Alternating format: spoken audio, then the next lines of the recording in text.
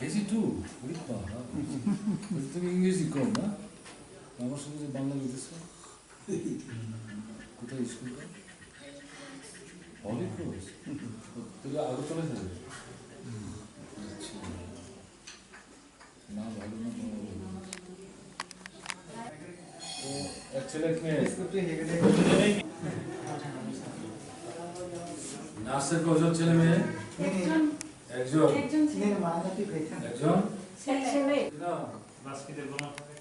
তুমি কি করো আমি ইঞ্জিনিয়ার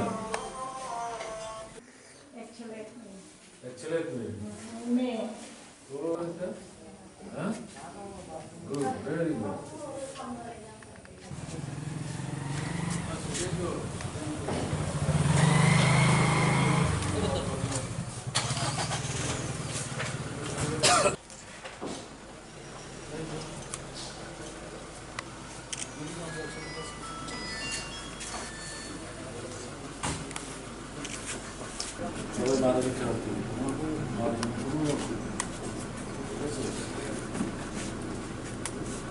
পরে এসে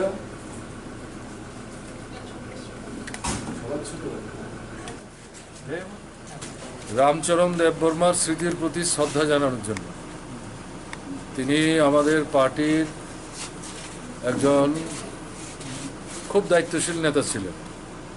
যখন আমাদের পার্টি ছোট ছিল ত্রিপুরা, সরকারও তখন তৈরি হয় না, আমরাও তখন নতুন পার্টিতে কাজকর্ম করি। সেই সময়ে তিনি এই এলাকার পার্টির আঞ্চলিক কমিটির সেক্রেটারি ছিলেন। তারপরে আস্তে আস্তে সদর তো ভাঙে এখন বেশ কয়েকটা মহকুমা হয়েছে, তখন একটাই মহকুমা ছিল। ওই মহকুমা কমিটিরও তিনি একজন সদস্য ছিলেন। আমি এই এলাকাতে পার্টির কাজে ঘন ঘন আসতাম এবং আসলে ওনার বাড়িতেও সেই সময় অধিকাংশ সভাগুলি আমাদের হইতো এবং এখানেই মিটিংয়ের অ্যারেঞ্জমেন্ট হইতো, খাওয়া দাওয়ার ব্যবস্থা হইতো। খুব দায়িত্বশীল ভূমিকা তিনি পালন করেছেন, বিশেষ করে উপজাতি অনুপজাতি। আমাদের রাজ্যে তো দীর্ঘদিন যাবতই এই উভয় অংশের মধ্যে বিরোধ বিসম্বাদ বাঁধানোর একটা চক্রান্ত প্রতিক্রিয়াশীল রাজনৈতিক দলগুলি করে আসছে, দাঙ্গাও হয়। সেই সময়ে ওনার ভূমিকা ছিল খুব উল্লেখ করার মতো। উভয় অংশের মানুষের মধ্যে ঐক্য রক্ষা করা, সম্প্রীতি রক্ষা করা। এই এলাকাটা তো মূলত উপজাতি অধ্যুষিত। সামনে গেলেই রাস্তায় ডাইন দিকে পঞ্চবাটির, বাদিকে গেলে মোহনপুর, বাঙালি অধ্যুষিত। বাঙালি অংশের মানুষ ওনারে ভীষণ নির্ভর করতেন। হ্যাঁ, এবং রামচরণ দেববর্মা আছেন তো আমাদের এই এলাকাতে, আমরা গেলে কোনো অসুবিধা হইব না, এরকম একটা পরিমণ্ডল উনি তৈরি করতে সাহায্য করছিলেন। দারুণ ভূমিকা নিয়েছেন। এবং আমার তো সবচেয়ে ভালো লাগলো, অনেকদিন পরে ওনার বাড়িতে আমি আসলাম, পরিবারটাকেও, প্রত্যেক ছেলেকে মেয়েকে দারুণভাবে শিক্ষিত করেছেন, সুশিক্ষায় শিক্ষিত করেছেন।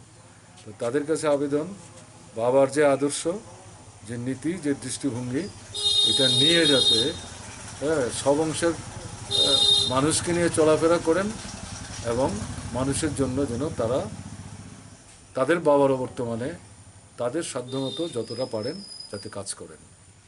আচ্ছা, বর্তমান সরকারের রাজ্য পরিচালনা বিষয় নিয়ে কিছু বলবেন? এই জায়গাতে তো আমি একজন প্রয়াত নেতার স্মৃতির প্রতি শ্রদ্ধা জানানোর জন্য আসছি, অন্য রাজনীতি এখানে বলাটা অশুভম হইব।